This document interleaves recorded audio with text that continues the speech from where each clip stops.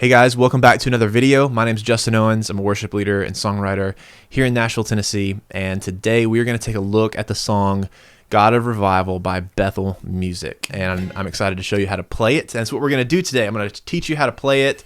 And then I'm going to teach you how to lead it, some things, some themes, things that you could share with your congregation on a Sunday morning or even with your team. Maybe beforehand in your huddle, you can share this. I think it would be really empowering and really good for them. And then the third thing, we're going to dive into some scripture references that you can incorporate into that time as well. So let's dive right on in. So first and foremost, this song is in the key of D flat or C sharp, whatever floats your boat. I would say D flat. Time signature is 4/4, and then the BPM is 72 if you use a metronome when you practice. And I'm going to be playing in C shape for this. If I had my guitar tuned down a half step, I would probably just play in D shape or E shape. I get so confused with that. Forget that. We're going to do C shape. That's what we're going to do. That's what I'm playing. C shape. Here we go. So the intro is going to be 4, 1, 6 minor, and 5. Just like that. Each of those chords get one full bar. So 1, 2, 3, 4, 1, 2, 3, 4, 1, 2, 3, 4, 1, 2, 3, 4. Just like that. Verse 1 is the exact same thing, just repeated. So it's going to be a total of 8 bars for the verse. So just 4, 1, 6 minor, and then 5. So that's verse 1. The pre-chorus, and this is what I love about the pre-chorus. The structure of this progression gives it kind of this build type vibe. It's going to be 4, 6 minor, 1, and then 5. I love going from the 6 minor to the 1 and then the 5. It's really that progression right there that gives it kind of like that. There's a lift. And then the chorus is going to be just a stitch more complicated here, but we're going to work through it here. It's going to be 4 and then 5, 6 minor, and then 5 or 5/7 and then 1 and then back to the 5.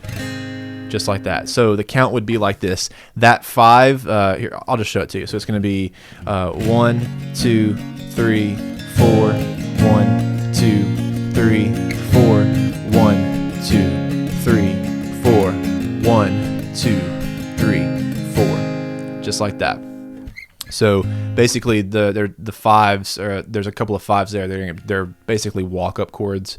So going from the 4 and then to the 6, just like that, and then back down to the 1. So let me just actually sing that. I feel like the verse and the pre-chord's pretty straightforward, just with those walk-up chords. I'll sing the chorus. The darkest night, you can light it up. You can light it up. God of revival. Just like that. And then it just repeats. Verse 2 is the exact same thing as verse 1. There's just a little bit more of a lift up right there after that big chorus. So a little bit more energy, I would say, playing a little bit more intentional. Maybe that first verse you're just picking, right? Seeing what you can do, oh God of wonders. You know, spice it up. Tune there. I need to change my strings. But then yeah, verse 2, I might be into some strumming. Right? All right, and then after verse 2, we go right back into a pre-chorus and then right back into another chorus, and we're just like punching the devil with this song, like, yeah, God of revival. And then moving right along into the bridge, the chords are going to be 1, 6 minor, and 5. And that 1 is gonna actually get 2 bars this time. So 1, 2, 3, 4, 1, 2, 3 to the 6, 1, 2, 3, then to the 5, 1, 2, 3, 4, and then it repeats. And I believe they repeat the bridge full through twice, if that makes sense. So come awaken you people, come awaken you city. Oh God of revival, pour it out, pour it out. Every stronghold will crumble. I hear the chains hit the ground. Oh God of revival, pour it out. Right. That's a full bridge, and then I believe they repeat that again, and then it goes right back into another chorus. And this, okay, so I've listened to this song in my opinion, when it comes to worship music, like format wise, I don't really think it quite matters. Like, I'm not going to tell you it's got to be the chorus after this, or it's got to be the bridge after this. Like, you can do whatever you want as long as you know the chords, and your band, your worship team, y'all decide wherever you want to go. You don't feel like you have to actually repeat what these songs do in format. As long as you're not changing any lyrics, you're good. But like, obviously you can change keys, you can change the format. If you're like, hey, we're going to nix that bridge, or we're going to go to this chorus or whatever, don't feel like you have to actually just be a cover band. Don't be a cover band. Like make it your own. Okay. Anyways, so I believe they go back into another chorus, and then I actually in listening to the song, I don't really even know if they know where they're going. It feels almost like they're kind of like, I mean, I feel like they're like kind of making it up on the spot. They're not really sure, because some parts of it was like, were they meaning to go there? Because I know there is a few spontaneous moments there, but I do know they go back into a second bridge, but this time full band is in, and the chords are a little bit different. I say the chords are different, but they're actually just the chorus chords. So 4 and 5 and 6 and 5 and 1, and then back to the 5. So that's it right there. Those are the chords for God of Revival. It's very simple, very easy. I played it in I played it in C shape. It's in the key of D flat, C sharp, whatever you want to call it.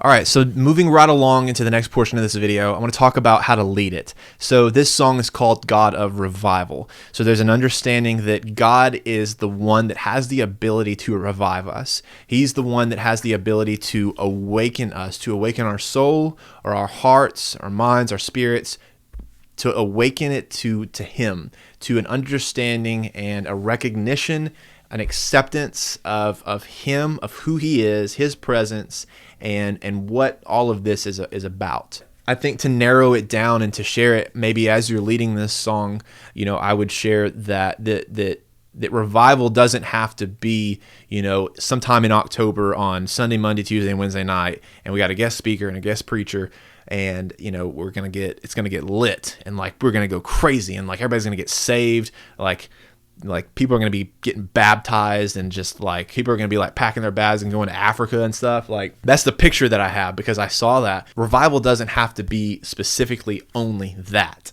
Revival is every single day of our lives. It's Romans 12:2. I straight up just said Romans 12:2, and I don't even remember what it says. Do not be conformed to this world, but be transformed by the renewal of your mind, that by testing you may discern what is the will of God and what is good and acceptable and perfect.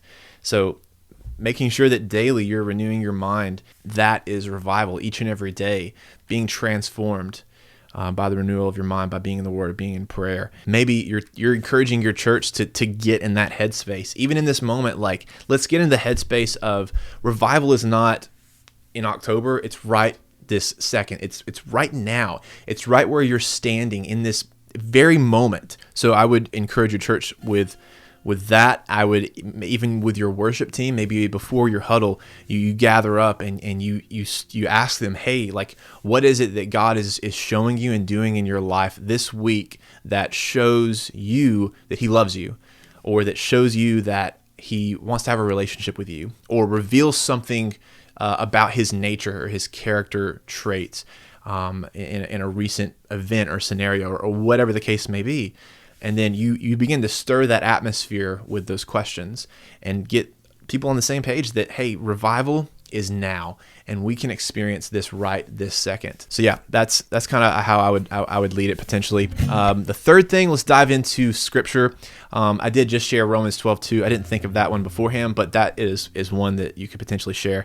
Another one is going to be Psalms, and I looked this up. This was a good one. Psalms 85 verse 6.